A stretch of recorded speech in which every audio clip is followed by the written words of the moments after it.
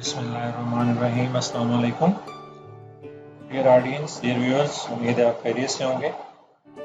BPSC में lecture English के test की तैयारी के लिए हमारी आज की वीडियो है राइम, टाइप्स ऑफ राइम और राइम स्कीम पे। तो आइए शुरू करते हैं।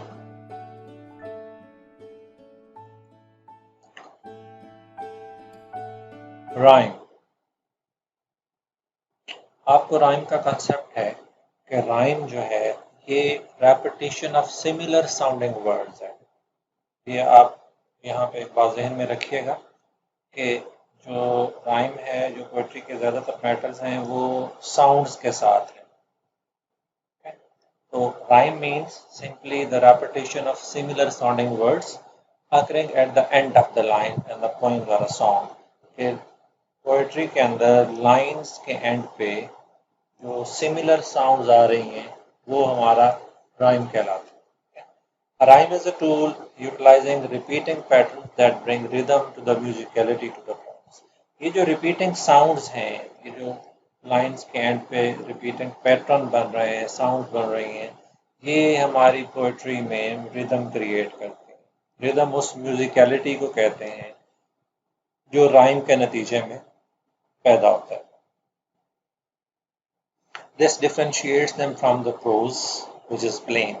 पोइट्री का प्रोज के साथ यही मेजर डिफरेंस है कि प्रोज जो है वो प्लेन लाइंस होती हैं, जबकि जो पोइट्री है उसके एंड पे राइम लाइंस होती हैं, सिमिलर साउंड्स होती हैं। A rhyme is employed for the specific purpose of rendering a pleasant effect to the poem। और ये राइम का जो बेसिक पर्पज है वो ये है कि वो म्यूजिकलिटी और प्लेजेंट इफेक्ट को क्रिएट करता है। Rhyme makes it's versatile and enjoyable experience। जिस पोएम में राइम होगी उस राइम की वजह से उसको पढ़ने का एक्सपीरियंस बहुत मज़े का होगा। Moreover, it offers itself as mnemonic device, smoothing the progress of memorization। ये राइम जो है ये mnemonic device के तौर पर भी काम करती है, लर्न करने में आपको हेल्प देती है। बात करते हैं राइम की टाइप्स की। तो सबसे पहली जो राइम होती है वो परफेक्ट राइम कहलाती है। Perfect rhyme is a case in which two words rhyme in such a way that their final stressed vowel and all subsequent sounds are identical। बहुत इंपॉर्टेंट बात याद रखने वाली ये है कि परफेक्ट राइम वो राइम है जिसमें आखिरी जो वाउल है और आखिरी वाउल के बाद आने वाली तमाम तर साउंड्स वो सारी की सारी कैसी होती हैं? आइडेंटिकल होती हैं, सिमिलर होती हैं। लास्ट वाउल और लास्ट वाउल के बाद आने वाली तमाम साउंड्स सिमिलर होती हैं। मिसाल के तौर पे यहाँ हमारे पास एक एग्जांपल है साइट और लाइट की। अब इसमें आई साउंड जो है साइट और लाइट दोनों में ये लास्ट वाउल साउंड है और लास्ट वाउल साउंड के बाद सारी साउंड जो है वो सिमिलर है। सिमिलरली राइट और माइट, इन चारों वर्ड्स में आई के बाद आने वाले तमाम साउंड जो हैं वो सारी की सारी सिमिलर हैं, आइडेंटिकल हैं। इसे हम नाम देते हैं परफेक्ट राइम का। सिंपली लास्ट वाउल और लास्ट वाउल के बाद आने वाली तमाम साउंड्स सिमिलर होंगी तो परफेक्ट राइम कहलाएगा। जैसे रोज, गोज, डोज। यहाँ पे ये देखें, मैंने आपको बताया शुरू में कि ये राइम का ताल्लुक साउंड से है, तो ये वर्ड के पैटर्न से नहीं है कि एंड पे क्या वर्ड आ रहा है, क्या लेटर आ रहा है, not at all. It is actually concerned with the sound। Then comes the imperfect rhyme। Perfect rhyme के मुकाबले में जो दूसरी टाइप है वो imperfect rhyme है, जिसमें पैटर्न जो है वो सिमिलर नहीं होता वाउल के बाद, बल्कि थोड़ा डिफरेंट होता है। जैसे विंग, हेयरिंग। अब देखें, आई के बाद आईएनजी साउंड, आई के बाद आईएनजी साउंड, फाइन, लेकिन जो पैटर्न ऑफ द वर्ड है वो बराबर नहीं है। ठीक है, विंग जो है ये और पैटर्न पे है, जबकि केयरिंग जो है ये और पैटर्न पे है, अगरचे फाइनल साउंड जो है वो सिमिलर है।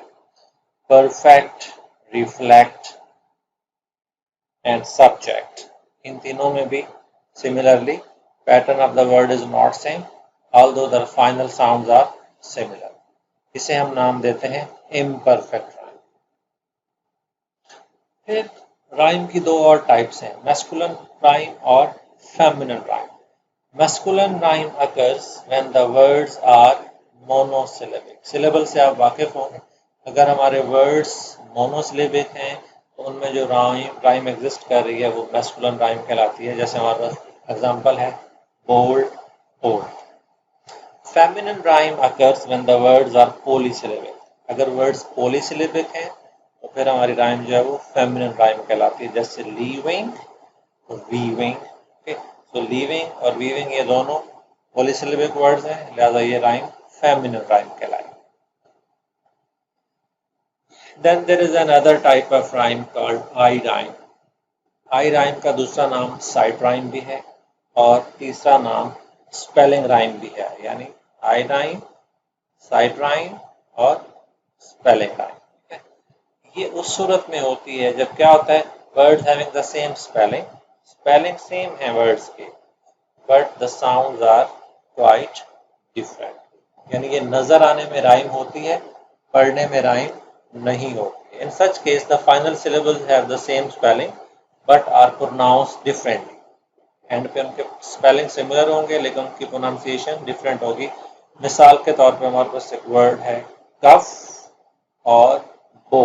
सिर्फ फर्स्ट कॉन्सोनेंट साउंड को अगर हम निकाल दें तो बाकी पैटर्न सेम है, O U G H, O U G H, लेकिन प्रोनाउंसिएशन दोनों की क्वाइट डिफरेंट है। सिमिलरली लव एंड मूव, देखें फर्स्ट साउंड को निकाल के बाकी सिमिलर साउंड हैं, सॉरी सिमिलर लेटर्स हैं, अल्फाबेट्स हैं, M O V, L O V, लेकिन प्रोनाउंसिएशन डिफरेंट है। तो हम इसे क्या कहेंगे, ये आई राइम है या साइड राइम है या स्पेलिंग राइम है। Then comes the rhyme scheme. Rhyme का आपको पता चल गया, अब उस राइम के स्कीम्स हैं कि कैसे कैसे हो सकती है। तो rhyme usually occurs in three forms, तीन तरह की राइम हो सकती है। नंबर वन डिस्क्रीट यूनिट्स, अलग अलग से डिस्क्रीट सेपरेटेडली यूनिट, वो कपलेट की शक्ल में भी हो सकता है और वो ट्रिपलेट की शक्ल में भी हो सकता है, दो लाइन भी हो सकती हैं या तीन लाइन भी हो सकती है। देन इंटरलेस्ड राइम और थर्ड है एनक्लोज्ड राइम।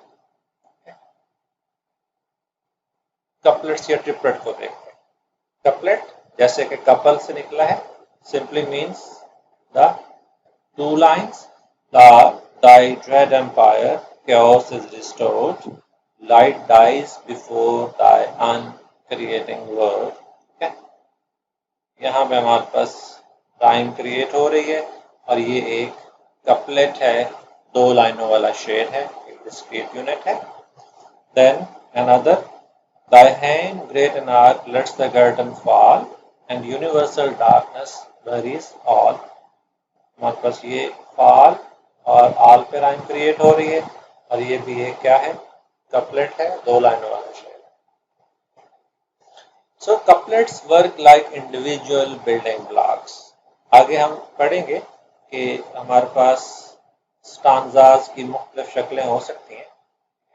उन स्टांजाज के अंदर जो लाइंस हैं उनमें कपलेट्स या ट्रिपलेट्स हो सकते हैं और ये कपलेट या ट्रिपलेट क्या होते हैं, ये इंडिविजुअल बिल्डिंग ब्लॉक्स होते हैं। ठीक है, बिल्कुल ऐसे जैसे ईंटें होती हैं मिलके पैटर्न बनाती हैं, इसी तरह से ये कपलेट्स जो हैं ये मिलके स्टांजाज या पोएट्री की फॉर्म बनाते हैं। Their rhyming units are discrete, और इनके जो राइमिंग यूनिट्स हैं वो भी डिस्क्रीट होते हैं, वो एक दूसरे से सेपरेट होते हैं, डिस्टिंक्ट होते हैं और डिटैच्ड होते हैं। Just look at this example. What dire offense from amorous causes spring, but mighty contests rise from the trivial things. Springs, things, perfect rhyme है और ये एक कपलेट है। अगर आपको याद हो कि ये लाइन किस पोएम से ली गई है और उसका कौन पोएट है, तो आपके लिटरेचर के नॉलेज को मैं बहुत अच्छा समझूंगा। जस्ट ट्राई कर लें, याद करें ये कौन सी लाइंस हैं, कहाँ से ली गई हैं। ठीक है, मुझे लगता है कि ये रेप ऑफ द लॉक की बिगनिंग लाइंस हैं, by Rape of the Lock by Pope, ये उसकी बिगनिंग लाइन है। I sing this verse to carol muse is due. This even Belinda may worship to you. Okay. Due, view. Okay. Again the perfect rhyme. Again a couplet. Slight is the subject, but not so the praise. If she inspired and he approve my lays. देखें praise, lays perfect rhyme है और couplet की form में है. तो जो couplets हैं ये 2 लाइन्स पे एग्जिस्ट करते हैं और इनके अंदर राइम होती है और यही कपलेट्स या इवन ट्रिपलेट्स आगे हमारे बाकी राइम स्कीम का बिल्डिंग ब्लॉक्स कहलाते हैं. But for to tellen you of his array, his horse were good, but he was not gay. Array and gay. Okay. Lines कहाँ से ली गई हैं? Chaucer is the poet. Prologue to the Canterbury Tales. If you remember the character, तो ये किस character के बारे में है? याद करने की कोशिश कीजिए. Firsten he word a Jaipon, all besnorted with his habergeon. Jaipon or habergeon. Okay. Again, a couplet.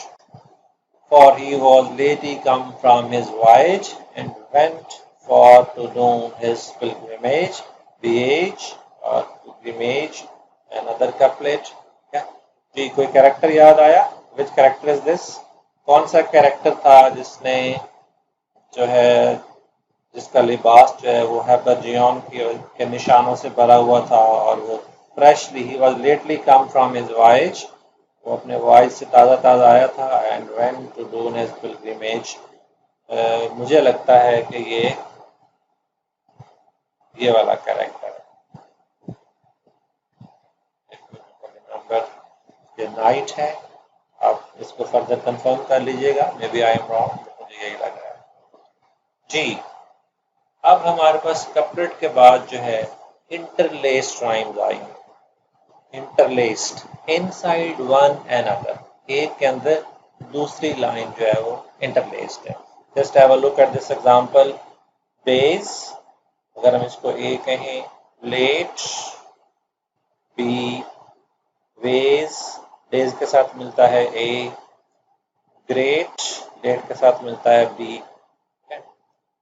Then Dzire, C, mind, D, fire Dzire के साथ मिलता है तो सी, काइंड माइंड के साथ मिलता है तो ये डी. तो हम ये कह सकते हैं कि इसमें हमारे पास 4 लाइंस जो है उनकी राइम चल रही है और ये इंटरलेस्ड राइम है. ये है ए, बी, ए और सिमिलरली अगर हम इसको ए कहें, इसको बी कहें, इसको ए कहें, इसको बी कहें तो इसका पैटर्न भी यही होगा ए, बी, ए और बी.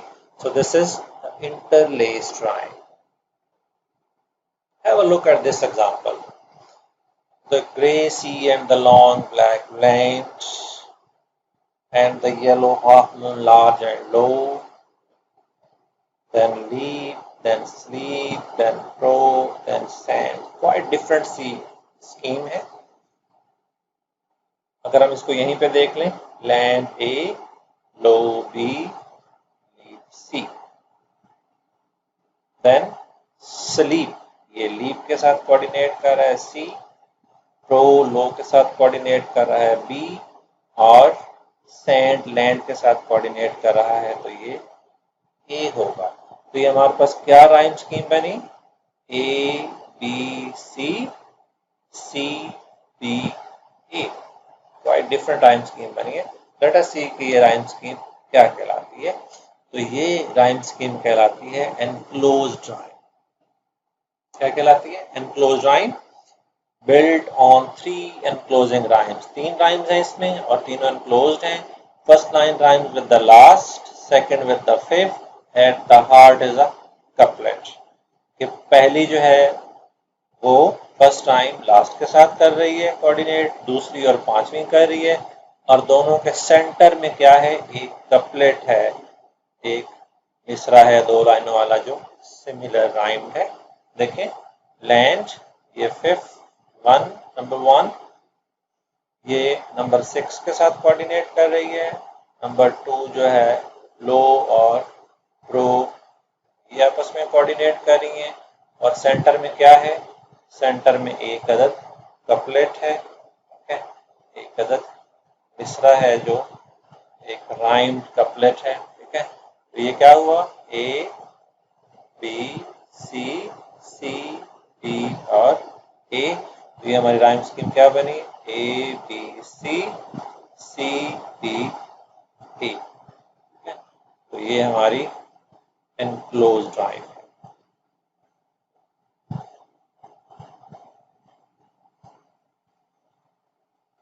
जी, सो ये हमारी राइम की मुख्तलिफ टाइप्स थी। If you have any question, your questions are welcome. You can put your questions in the comment box. Thank you very much. Good luck. Allah Hafiz.